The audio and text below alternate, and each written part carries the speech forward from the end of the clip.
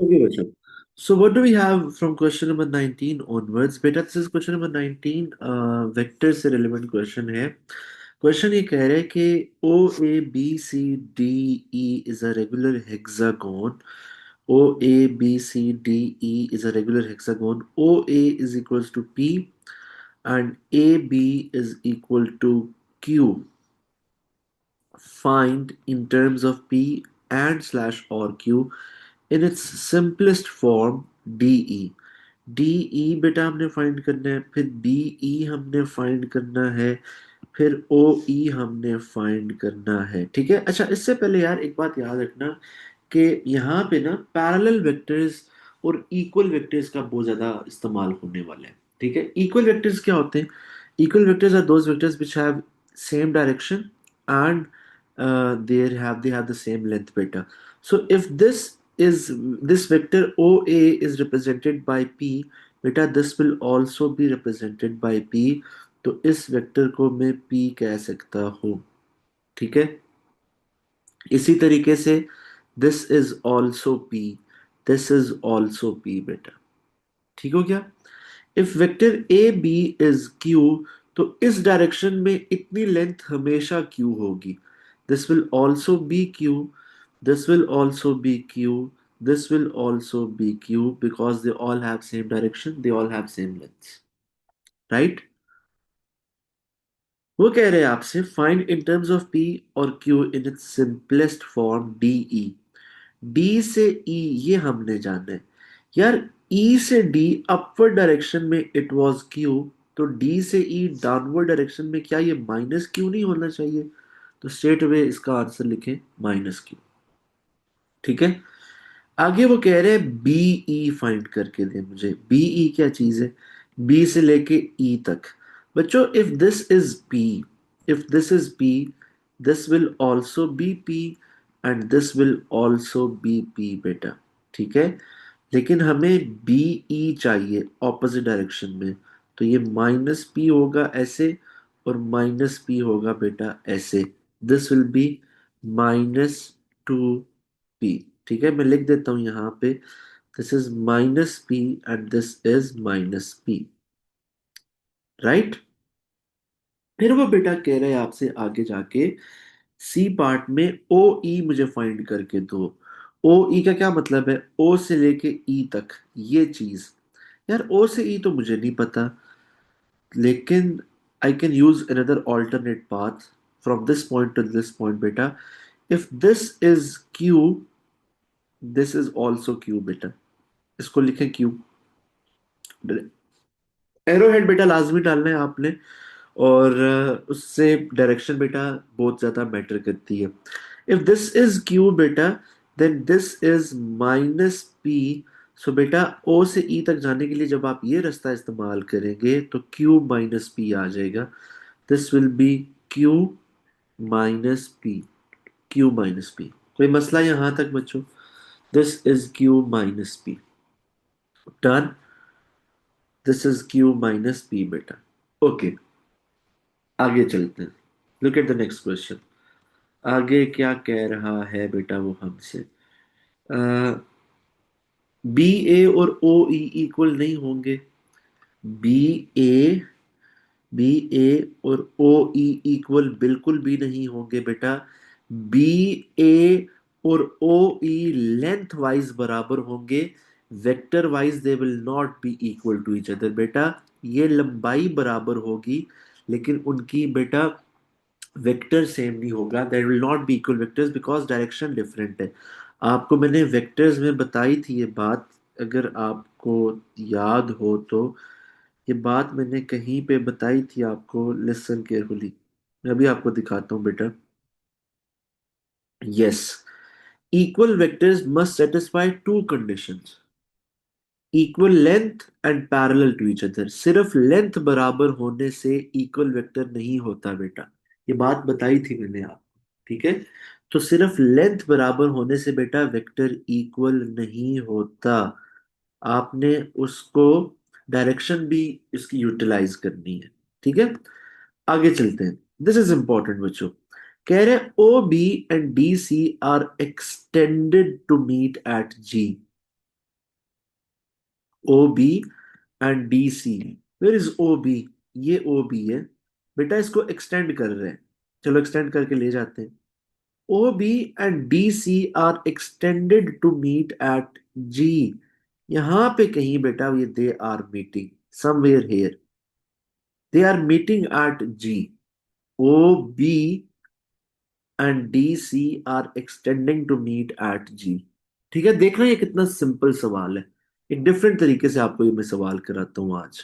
ठीक है, listen, find the position vector of G in terms of P and Q. पहली बात तो ये समझो ना कि what is meant by position vector. बेटा पोजिशन वेक्टर का क्या मतलब होता है? पोजिशन वेक्टर का मतलब होता है any vector that starts from O. कोई भी ऐसा vector that starts from O that is known as position vector. तो जब वो कहता है पोजीशन वेक्टर ऑफ जी बताए मुझे, तो उसका क्या मतलब है? उसका मतलब है ओ से लेके जी तक। This is the position vector of O G, of G, जिसको मैं ओ जी बोलूंगा। बेटा अगर आपसे बोले पोजीशन वेक्टर ऑफ सी, ये मतलब है इसका। पोजीशन वेक्टर ऑफ डी, तो बेटा ये मतलब है इसका। पोजीशन वेक्टर ऑफ बी, ये। पोजीशन वेक्टर हमेशा ओ से स्टार्ट होते हैं, ठीक है। तो वो कह रहा है find the position vector of G in terms of P and Q. बेटा एक डिफरेंट तरीके से आपको ये सवाल कराने लगा हूं, सुनना प्लीज मेरी बात गौर से। यार इधर से यहां से वेक्टर स्टार्ट हुआ था और इधर से यहां से वेक्टर स्टार्ट हुआ था, and they both met at G. This is a hexagon. Remember, this is a hexagon. बेटा this is half portion of the hexagon. ये आधा पोर्शन है और ये आधा ऊपर वाला पोर्शन है हेक्सागोन का। ठीक है, सुनना मेरी बात गौर से। बच्चों यहां से लेके यहां तक मुझे वेक्टर चाहिए। ठीक है, यहां से लेके यहां तक मुझे वेक्टर चाहिए। लेकिन क्या आपको पता है कि this is the half portion of hexagon and this will be the half vector of O B. बच्चों बहुत सिंपल बात है, आप लोगों ने पता नहीं क्या बनाया हुआ वेक्टर्स को। ओ जी हमने फाइंड करना है। सबसे पहले ये पता होना चाहिए पोजीशन वेक्टर ऑफ जी का मतलब है ओ से जी तक। This is a regular hexagon. अगर मैं इसको यहां से कट कर दूं, इमेजिनरी तौर पे कट कर दूं, तो क्या ये आधा डिस्टेंस नहीं कवर किया ओ जी ने? देखो ना, this was the bottom surface, this was the top surface, and this is the exact half of that hexagon। बेटा यहां से यहां तक पहुंचते पहुंचते क्या उसने आधा हेक्सागोन नहीं कवर कर लिया? और यहां से फिर यहां पहुंचते हुए आधा और हेक्सागोन कवर करेगा। बात समझ आई? बच्चों अगर इसको मैं हाफ में कट करूं, इस तरीके से, यूं करके अगर मैं इसको हाफ में कट करूं, half distance is covered till this point because half of the hexagon has been covered, and further half distance will be covered till this point बेटा। ठीक है, तो इसका बेटा ये मतलब है कि ओ से जी तक जाने के लिए मुझे ओ से बी वाला डिस्टेंस दो दफा यूज करना पड़ेगा। बात समझ आई? O B and then another O B बेटा, right? This is the key thing. O से जी तक जानने के लिए, बच्चों ओ से जी तक जानने के लिए मुझे ओ से बी वाला डिस्टेंस दो दफा कवर करना पड़ेगा। That's the key thing in this question. ठीक है, ओ से जी तक जाने के लिए ओ से बी तक दो दफा multiplied by two. The question is what is O B. O B find कर लें तो ओ जी तो मसला ही नहीं है। बेटा what is O B? O B क्या चीज होगी? व्हाट इज ओ बी बेटा? Listen carefully. ओ बी क्या चीज होगी? ओ बी क्या चीज होगी यहां से लेके यहां तक? Will it not be P plus Q? It will be P plus Q. तो बेटा O B is going to be P plus Q. तो इसका मतलब O G is equal to 2 times P plus Q. तो बेटा this is your answer. O G is 2 times P plus Q. ये बेटा आपके पास इसका आंसर आता है। ठीक है। नहीं सभी का आपके सामने यही है। G B is the mid point of O G वासे। B is the mid point of O G. आप सभी का क्यों उसको कॉम्प्लिकेट कर रहे हैं बेटा? Don't do that. ठीक है। दूसरा सवाल फिर दूसरा कर लेंगे ना, उसको उस तरीके से करेंगे। सिमिलैरिटी से हो सकता है, साथ बिल्कुल हो सकता है। शहीद मैसेज करेंगे बेटा चैट बॉक्स में। सभी का वो भी कर लेते हैं। क्या पता उनको भी आप ऐसे ही मुश्किल समझ रहे हो। क्या ये मुश्किल था? This was not difficult. वो भी मुश्किल नहीं होगा जो आप कोई सवाल कह रहे। मुझे सेंड कीजिएगा, मैं करा दूंगा बेटा। ठीक है। हैदर बेटा इसको 2p+2 क्यों लिख सकते हैं? लेकिन this is more simplified form. उसने कहा था give your answer in its simplest form. ठीक है। It's better to take common जहाँ पे ले सकते हैं। ठीक है।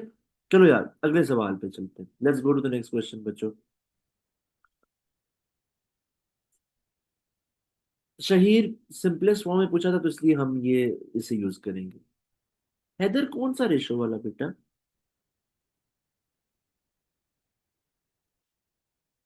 मुझे क्वेश्चन भेजना, मैं करा दूंगा। ठीक है। Arham they will not cut marks बेटा। ठीक है। मुझे क्वेश्चन भेजना हैदर। अब्दुल्ला मैं आपके भी क्वेश्चन चेक करता हूँ क्लास में। Let's go to the next question बच्चों। Question number 20। The diagram shows points A B C and D on a horizontal ground. यार this is very important. Horizontal ground.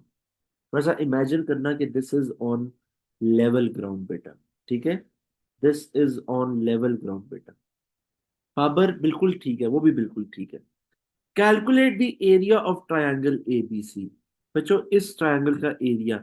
बच्चों जो ट्रायंगल आप use कर रहे हैं प्लीज उसको बाय ड्रॉ कर लें। This is 600। This is 450। बच्चों दिस इज 57। आपने इसका एरिया निकालना है।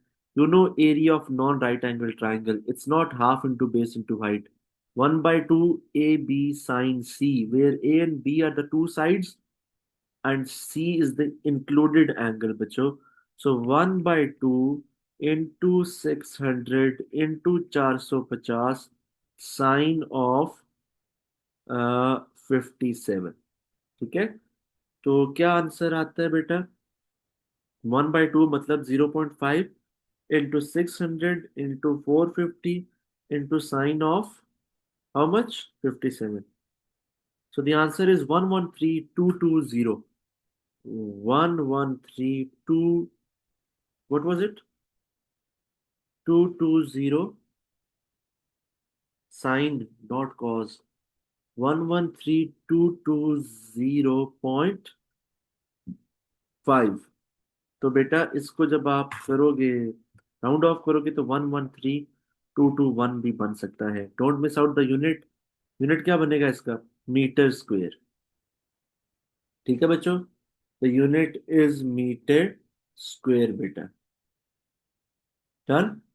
जी हाशिम इसी में बेटा, इसी में है। थोड़ा सा सुनो तो सही गौर से। बेटा कह रहे show that angle C A D is 85.8 correct to 1 decimal place. What is angle C A D? यार ये वाला एंगल आपने कैलकुलेट करना है। ठीक है। अब ये एंगल कैलकुलेट करने के लिए साइन रूल तो मैं यूज नहीं कर सकता क्योंकि ये साइड भी नहीं गिवन। कोसाइन रूल भी यूज नहीं कर सकता क्योंकि ये एंगल और ये साइड भी नहीं गिवन। फिर क्या करूं? साइन रूल यूज करके ना ये वाला एंगल फाइंड कर लेता हूं। Let's find angle C D A. बच्चों let's find angle C D A by sine rule. Sine rule से angle C D A find करते हैं। तो बेटा A over sine A is equal to B over sine B. तो बच्चों what do you have, पहले इसको redraw कर लो यार बाहर, यहाँ पे ऐसे बाहर रीड्रॉ कर लो। आपके पास दिस इज 290। ये एंगल कितना गिवन था नहीं पता, ये तो फाइंड करना था। दिस वाज गिवन एज 34, और बेटा ये 450 है, ठीक है। And this is CDA, capital development authority, ठीक है बेटा, दिस इज CDA। सो बेटा substitute the values. 290 over sine 34, ये वाली दो चीजें is equal to DC, no sorry, AC 450 over sine x बेटा, ये वाली दो चीजें, ठीक है। यहां से x फाइंड करें बच्चों, cross multiply sine x multiplied by 290 is equal to 450 multiplied by sine 34। बच्चों sine x is equal to 450 multiplied by sine 34 divided by 290, and x is equals to sine inverse of 450 multiplied by sine 34 divided by 290। बच्चों क्या answer आता है? x is equal to, मैं आपको calculator पे करके देता हूँ, sine inverse of 450 multiplied by sine 34 over 290, ठीक है। क्या आंसर आता है बेटा? यार सॉरी, मल्टीप्लाई था, यहाँ पे मैंने प्लस लिख दिया। 450 multiplied by sine 34, 60.19। Yes the answer is 60.19। और उसने शुरू में आपको याद है बोला था कि आपके आंसर्स 1 डेसिमल प्लेस पे राउंडेड ऑफ होने चाहिए, लेकिन अभी नहीं करना इसको 1 डेसिमल प्लेस पे round of, because it's not the final answer. Final answer को आपने 1 डेसिमल प्लेस पे राउंड ऑफ करना है, ठीक है। सो बेटा दिस इज एंगल CDA, ये CDA एंगल था, ठीक है। हमें चाहिए ये वाला एंगल CAD, हमें ये चाहिए। बच्चों ये एंगल आ चुके हैं आपके पास। How much is this angle? This is 60.19, ठीक है बेटा। ओके, मुझे अब चाहिए अगला एंगल, तो मैं 180 में से इन दोनों को माइनस कर लूंगा। 180 माइनस 34 माइनस 60.19।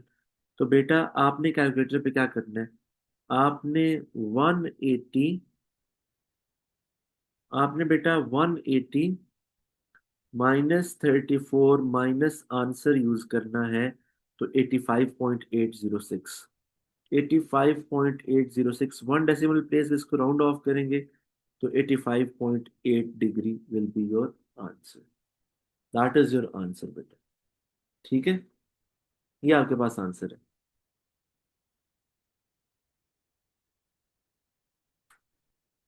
अशमान लिख सकते हैं बेटा, सही कह रहे हैं, 3 सिग्निफिकेंट फिगर्स तक लिख सकते हैं इसको ऐसे। डन बच्चों। So this was angle 85.8। अच्छा ये गिवन था, तो हमने इसको प्रूव करना, ठीक है। नेक्स्ट क्वेश्चन बेटा क्या कह रहे हैं। अब यार मेरी बात वो से सुनना, यहाँ पे थोड़ी सी विजुअलाइजेशन चाहिए आप। There is a vertical mast at point B and a vertical mast at point D. Mast क्या होता है? पता नहीं, कुछ होता होगा। There is a vertical mast at point B and a vertical mast at point D, कोई ऐसी चीज होती होगी। चलो छोड़ो यार, ये रिकॉर्ड हो रहा है, यूट्यूब पे अपलोड होगा, इस पे कुछ नहीं बोलेंगे ऐसा वैसा। मतलब कोई वर्टिकल चीज होती है, ठीक है। अच्छा, there is a vertical mast at point B and a vertical mast at point D. The height of the mast at point B is 250, the height of the mast at point D is 45। बेटा यहाँ पे ना point B के ऊपर ऐसे vertical कोई चीज है, पॉइंट डी के ऊपर भी वर्टिकल कोई चीज है, ठीक है। पॉइंट बी पे जो मास्ट है दैट इज 250 मीटर्स, थोड़ा सा लेंथी है बेटा, ठीक है। 250 मीटर्स, दिस इज 250 मीटर्स। आगे क्या कह रहे हैं? The height of the mast at point D is 45 meters. This is 45 meters बेटा, दिस इज 45 meters, राइट।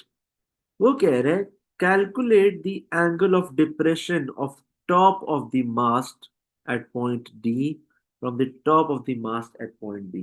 बेटा ये क्या वर्ड लिखा हुआ है? ये देखें, ये वाला वर्ड क्या लिखा हुआ है? कुछ याद आती है डेट शीट आपको? 5th मई, 6th मई, 7th मई, 8th मई, maths, English, chemistry, ATP, physics, theory. ओए होए, चलो खैर क्या हो सकता है अब। अच्छा, हम आते हैं सवाल पे। Calculate the angle of depression, it's 360 degree, depression is 360 degree. Calculate the angle of dip, नाउजुबिल्लाह सर। यार सर मैं बुली कर रहा हूँ, हाँ जी मैं कर रहा हूँ आपको बुली। ऐसे नहीं होता सर। और कैसे होता है बेटा? डिप्रेशन तो होता है, अब बोले नहीं हो रहा। बोले सुकून से सोते हैं, नहीं सोते ना सुकून से। तो मैं ना एंजॉय करूँ इसको, क्या चाहते हैं? चलो कोई नहीं, होता है।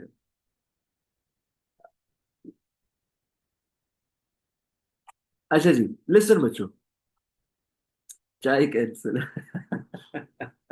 ओके बच्चों लिसन। बेटा वो कह रहा है calculate the angle of depression of the top of the mast at point D from the top of the mast at point B. कह रहा है डी और बी पॉइंट को ऐसे हमने कनेक्ट कर दिया। ऐसे बेटा डी और बी पॉइंट को हमने कनेक्ट किया। रिमेंबर बेटा, these are vertical things, these are vertical things बेटा। और ये जो पूरी चीज है ना, this is horizontal to the ground, this is vertical to the ground. ठीक है। हमने बेटा क्या करना है, हमने इस चीज को ना मैं बाहर ड्रॉ करने जा रहा हूँ।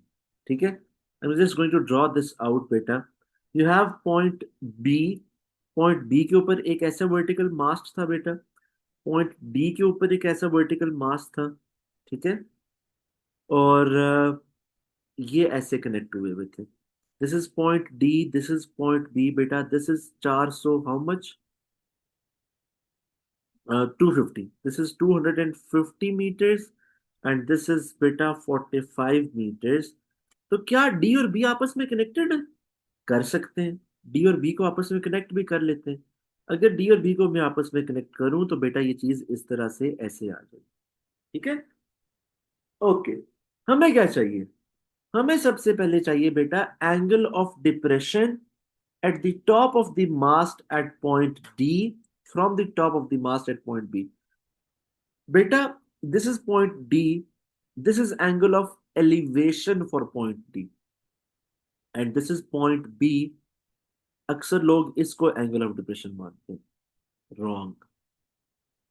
ट्रिग्नोमेट्री में एक बात मैंने बताई थी आपको कि एंगल ऑफ एलिवेशन हो या एंगल ऑफ डिप्रेशन हो, बेटा एंगल ऑफ एलिवेशन हो या एंगल ऑफ डिप्रेशन हो, let me just tell you one thing. They are both with the eye line. They are always with the eye line. अगर आपको याद हो तो angle of elevation, angle of depression, they are with eye line. This is not angle of depression. This is angle of depression. ठीक है। This is angle of depression, ये नहीं होता एंगल। आई लाइन हॉरिजॉन्टल के साथ हमेशा एंगल ऑफ एलिवेशन और angle of depression बनता है। ठीक है। It is always with the horizontal बच्चों। तो आपका जो एंगल ऑफ एलिवेशन बनेगा यहाँ, एंगल ऑफ डिप्रेशन बनेगा यहाँ पे, वो ये वाला एंगल होगा बेटा। It will B this angle hair. वो इस एंगल की बात कर रहे हैं, मुझे कह रहे हैं कि ये वाला एंगल बताएं, ये वाला angle. This is angle of depression. ठीक है। This is angle of depression बेटा। Don't think this is angle of depression.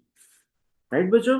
तो हमने ये फाइंड करना है। अच्छा यार, ये फाइंड करने के लिए ना एक आपको और बात बताऊं, आप ये वाला एंगल फाइंड कर लो। Because angle of elevation and angle of depression they are always equal to each other, because they are alternate angles of parallel line। They are alternate angles of parallel lines बच्चों। ठीक है। तो हम ना ये find करने की कोशिश करते हैं। ये फाइंड करने की कोशिश करते हैं। तो ये आंसर होगा बेटा, वही यही आंसर। ठीक है। Now what do we have anything in this triangle? एक तो चीज है मेरे पास, अगर ये पूरा 250 है, उसमें से 45 निकाल दूं, तो how much will this be? This will be 205।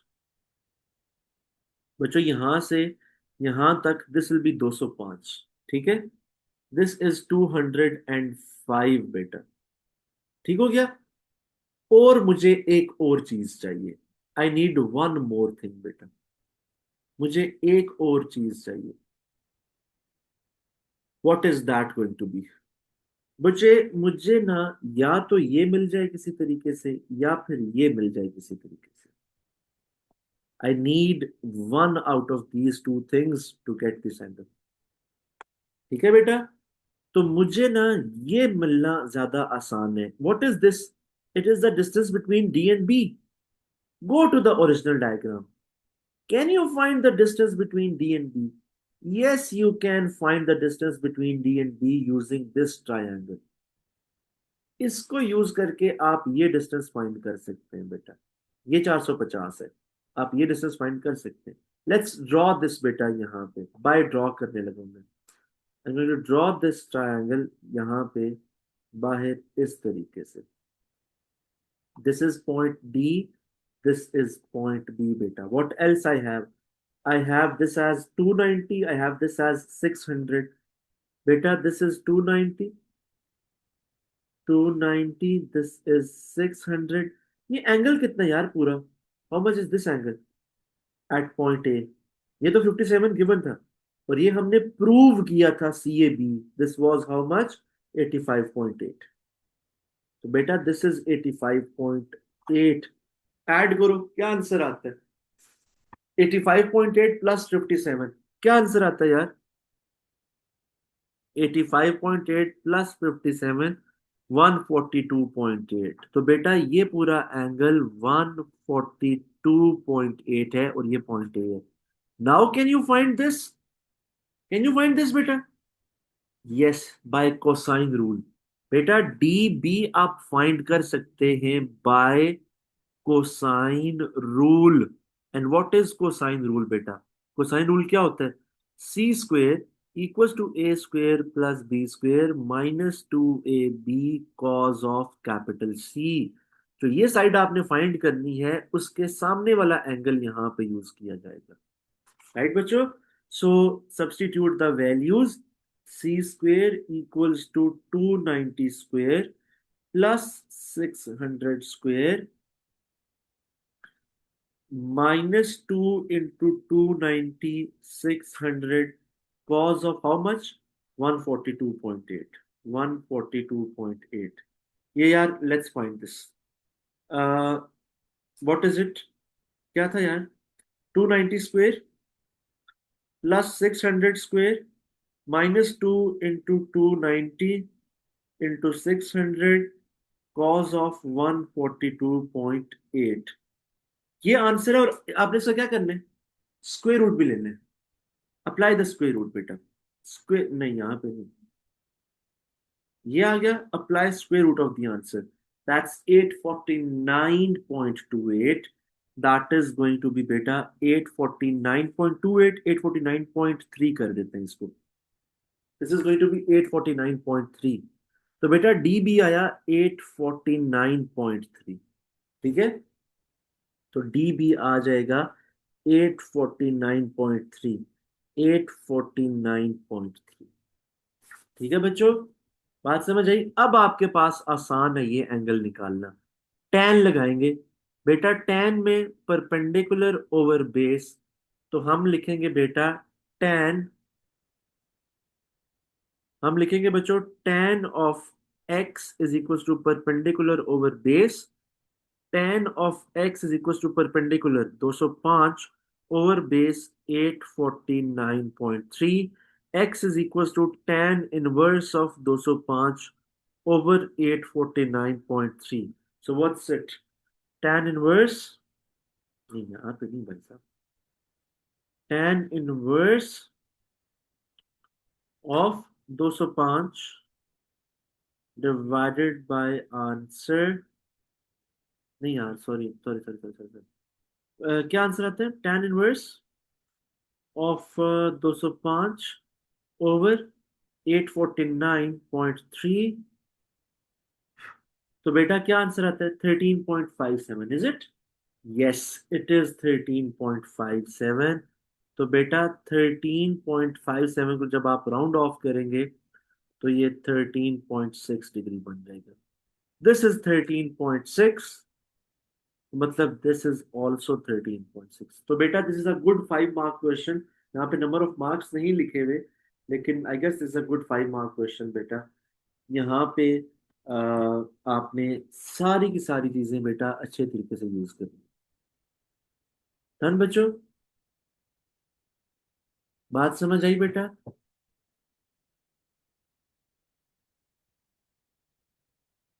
क्यों जी, फिर तो नहीं डिप्रेशन हो रहा? एंगल ऑफ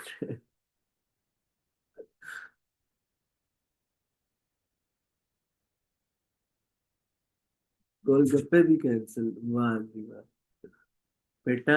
अच्छा चलो ठीक है, ठीक है।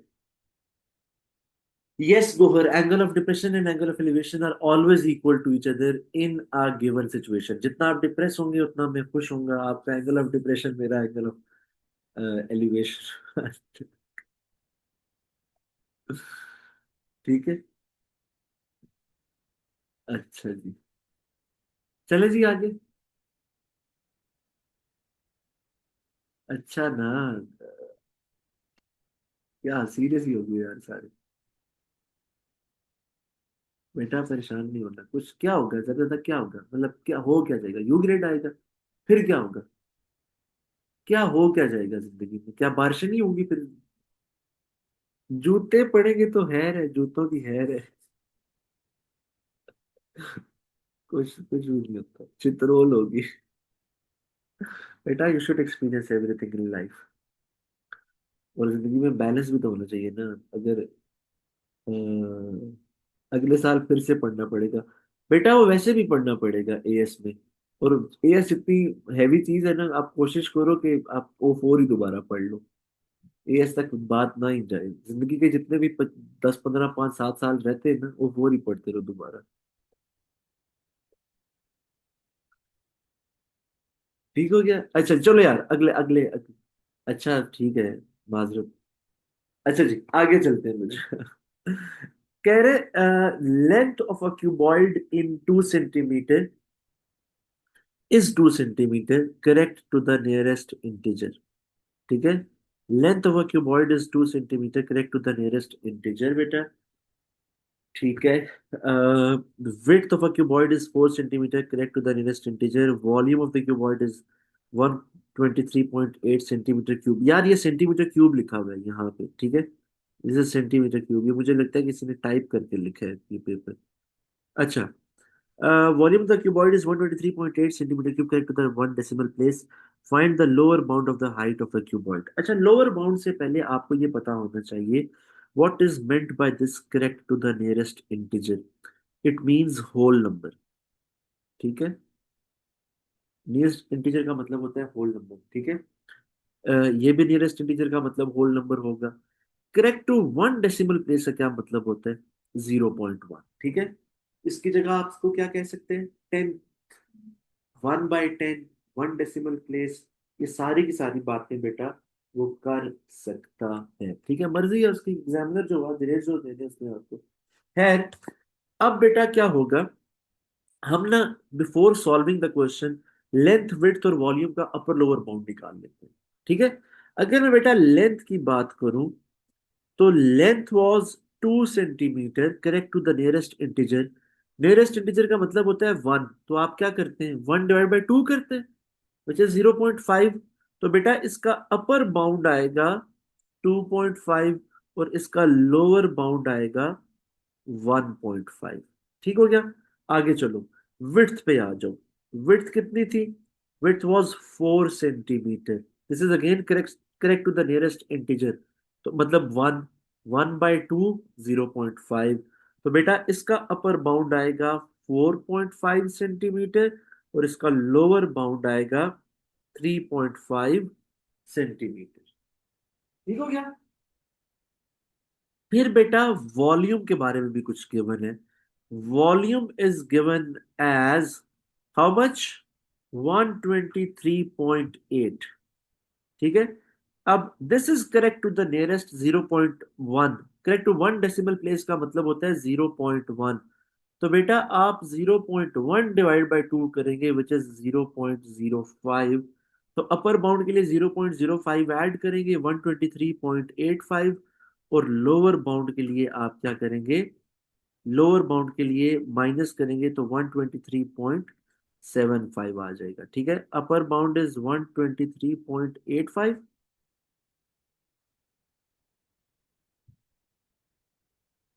और ये लोअर बाउंड आ गया। डन बच्चों। अच्छा मैं वैसे ही ना अपर बाउंड्स और लोअर बाउंड्स मैंने फाइंड किए थे। ठीक है बेटा। अच्छा। नहीं यार 4.4 क्यों होगा यार? 4.4 क्यों होगा? देखो नियरेस्ट इंटीजर का मतलब है 1। और 1 डिवाइड बाई 2 0.5। 0.5 एक दफा ऐड करने और 0.5 एक दफा सब्ट्रैक्ट करने। ठीक है। आरोन बेटा I am not wishing anything. It's destiny. जो मेहनत करते हो वही आता है ना। सारा साल आप नॉवेल्स पढ़ते रहे उठे सीधे। अब आप कह रहे हैं don't wish us anything. Sir के कारण। अच्छा खैर वापस आओ। Find the lower bound of the height of cuboid. बच्चों अब सुनना मेरी बात प्लीज गौर से यार। छोड़ दो सारे मजाक। छोड़ दो लिसन केयरफुली। आपको पता है volume is equals to length into width into height होता है। ऐसे ही है। आपने क्या करना है? आपने लोअर बाउंड ऑफ हाइट निकालना है। पहले हाइट को सब्जेक्ट बनाओ।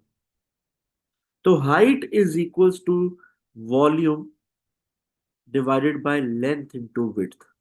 Volume divided by length into width बेटा। Height is equals to volume divided by length into width. ठीक है बेटा।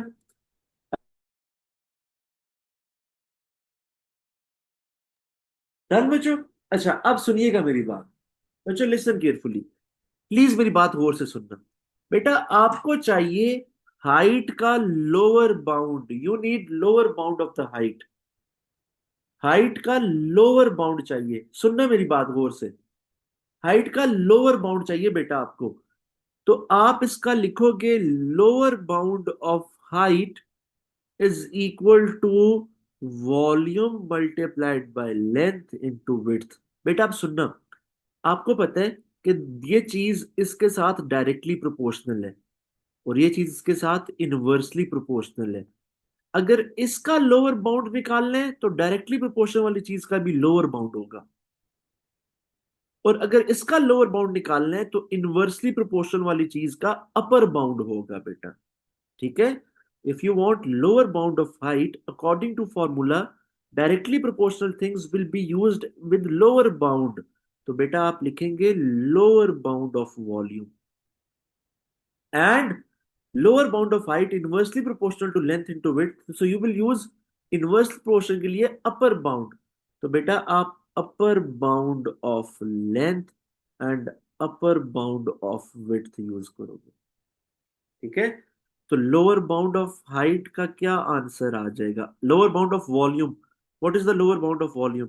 वॉल्यूम का लोअर बाउंड कितना है? 123.75। 123.75 divided by upper bound of length. How much is 2.5 beta? Multiplied by upper bound of width. Upper bound of width 4.5। ठीक है।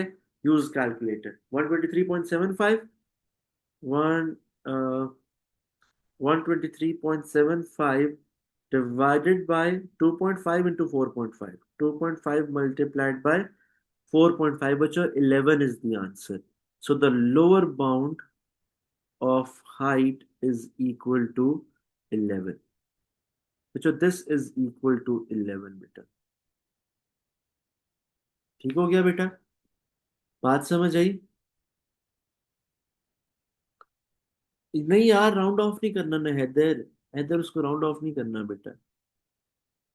ठीक है, उसको राउंड ऑफ नहीं करना।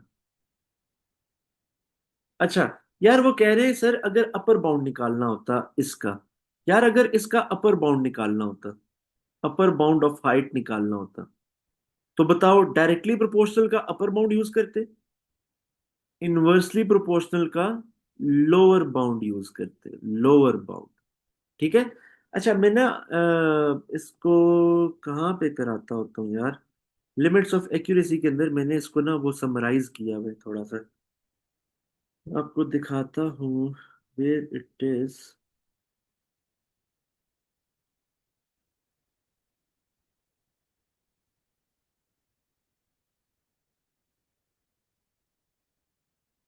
ये देखो यार, ये देखो, अगर मिनिमम स्पीड चाहिए तो डिस्टेंस डायरेक्टली प्रोपोर्शनल होता है बेटा, ऐसे जो सामने क्वांटिटीज लिखी होती हैं वो डायरेक्टली प्रोपोर्शनल होती हैं, और ऐसी क्वांटिटीज इनवर्सली प्रोपोर्शनल होती हैं। मिनिमम स्पीड के लिए minimum distance maximum time, maximum speed के लिए मैक्सिमम डिस्टेंस और मिनिमम टाइम। ठीक है, ये देखो ये लिखा हुआ है, maximum answer maximum numerator over minimum denominator and minimum answer minimum numerator over maximum denominator बेटा। ठीक है, लेकिन this is only for division बेटा। मल्टीप्लिकेशन में क्या होता है, मल्टीप्लिकेशन में बेटा सिंपल सी बात है, मल्टीप्लिकेशन के अंदर आपने क्या करना है, मल्टीप्लिकेशन में बेटा आपने सिंपल सी बात रखनी है, अगर अपर बाउंड निकालना है तो दोनों के अपर बाउंड्स यूज होंगे। ठीक है, लोअर बाउंड निकालना है तो दोनों के लोअर बाउंड्स ही यूज होंगे। मल्टीप्लिकेशन आसान है, एडिशन भी आसान है यार। एडिशन के केस में क्या करते होते हैं, एडिशन के केस में क्या करते होते हैं, ओके, एडिशन के केस में अगर मैक्सिमम आंसर निकालना है तो दोनों के अपर बाउंड्स, मिनिमम आंसर निकालना है तो दोनों के बेटा लोअर बाउंड्स। सबसे आसान is addition and multiplication, straight forward, upper bound दोनों के अपर वैल्यूज, लोअर बाउंड दोनों की lower values. Difference is in division and subtraction. Division अभी मैंने आपको बताया डायरेक्ट प्रोपोर्शन और इनवर्स प्रोपोर्शन से लेके चलो, ठीक है। और सब्ट्रैक्शन में क्या होगा बेटा, सब्ट्रैक्शन में थोड़ा सा डिफरेंट होता है, मैं बताता हूं आपको।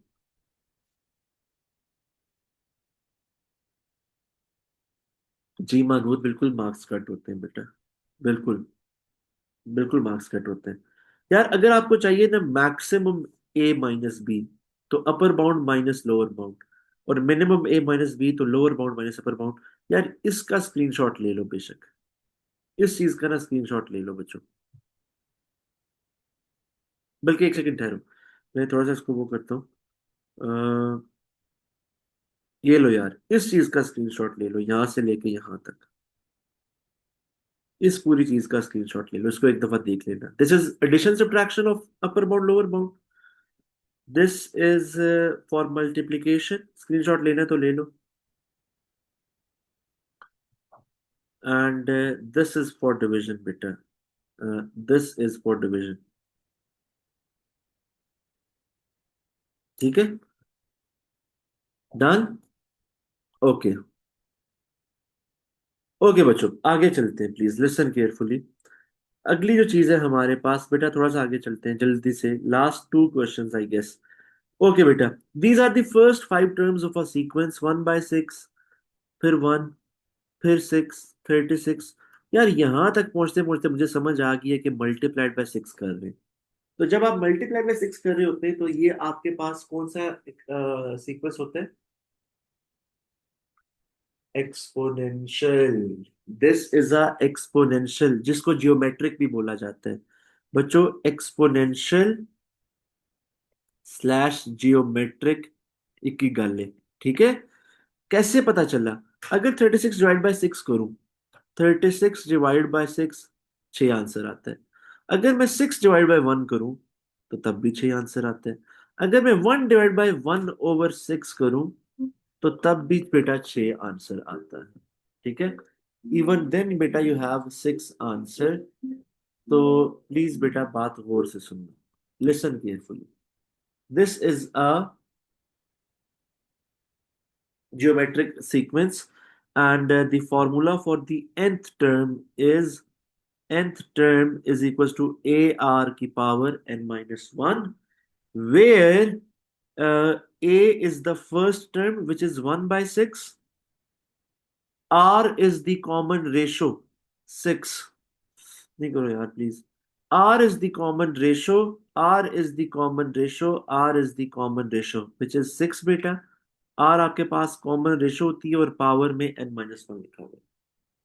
ठीक है, आप यहां तक छोड़ सकते हैं सवाल को, सिंप्लीफाई भी कर सकते हैं। मैं आपको सिंप्लीफाई करना सिखाऊंगा यहाँ पे, क्योंकि यहाँ पे इंडाइसिस आपका रिवाइज हो जाएगा।